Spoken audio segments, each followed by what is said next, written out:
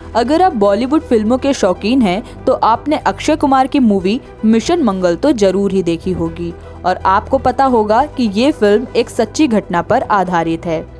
असल जिंदगी में उन महान वैज्ञानिकों ने मिशन मंगल के लिए अपना रात और दिन एक कर दिया था।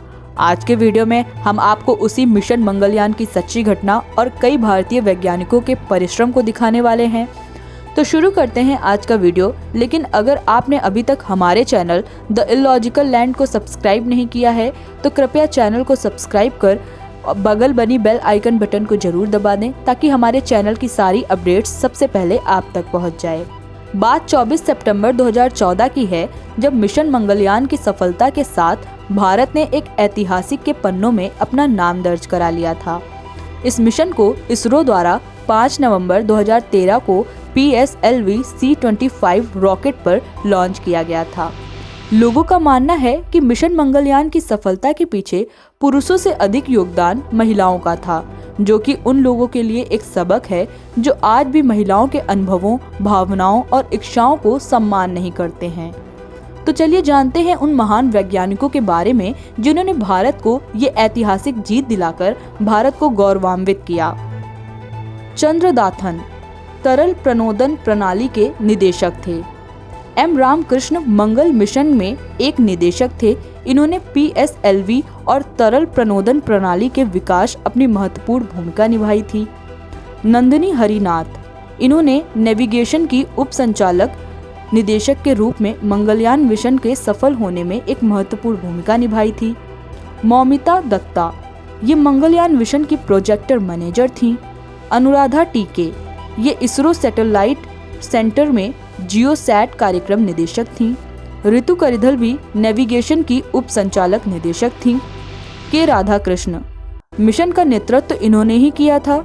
इसके साथ ये इसरो गतिविधियों के साथ मिशन के निरीक्षण में भी अपना महत्वपूर्ण योगदान दिया था। वी कोटेश्वर राव ये इसरो के वैज्ञानिक सचिव थे। बी केशव राजू ये मार्स ऑर्बिटर मिशन में मिशन डायरेक्टर थे। AS Kiran Kumar satellite application centre के निदेशक थे। M अन्नादुरई अंतरिक्ष यान विन्यास, अनुसूची और संस्थान के लिए कार्यक्रम निदेशक और बजट प्रबंधक थे।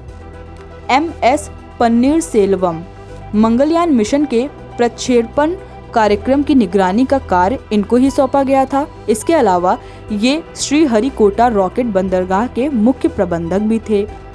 बी जय कुमार PSLV कार्यक्रम एसोसिएट प्रोजेक्ट डायरेक्टर थे।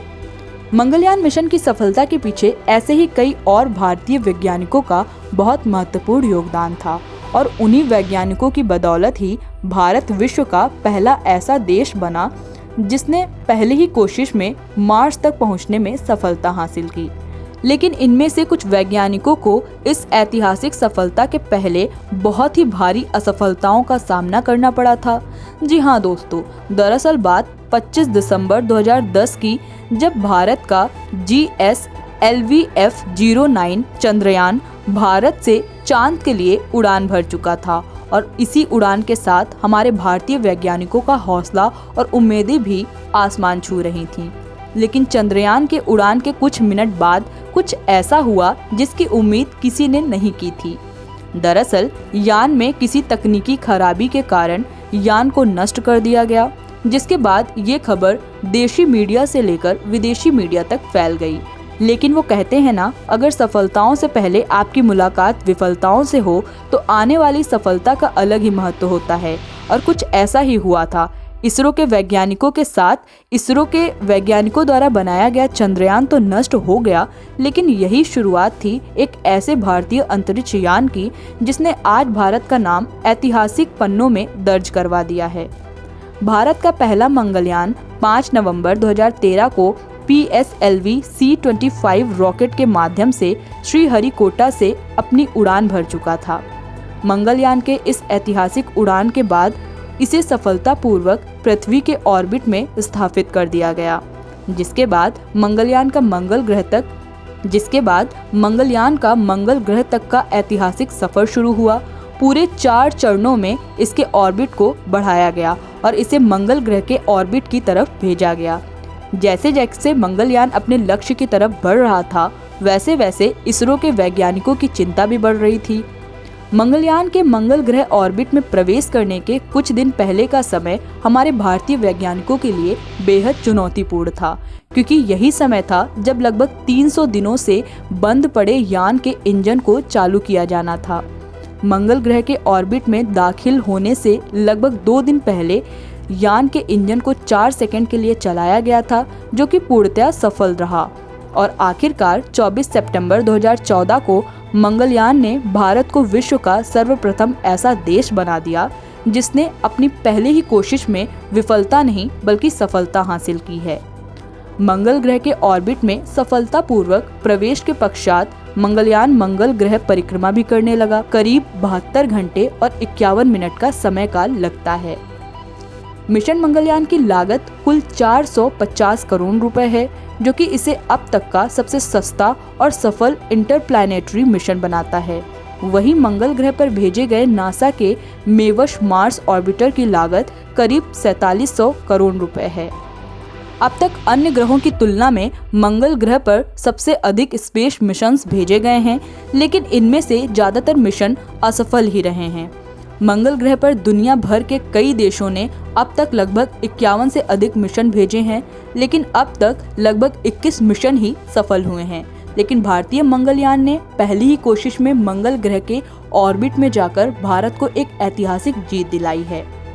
दोस्तों, मंगलयान का कुल वजन 1350 किलोग्राम है एवं इनमें कुल 5 साइंटिफिक इंस्ट्रूमेंट्स लगे हुए हैं, जिनमें से पहला और सबसे महत्वपूर्ण इंस्ट्रूमेंट है मार्स कलर कैमरा। इसका दूसरा इंस्ट्रूमेंट है थर्मल इंफ्रारेड इमेजिंग स्पेक्ट्रोमीटर।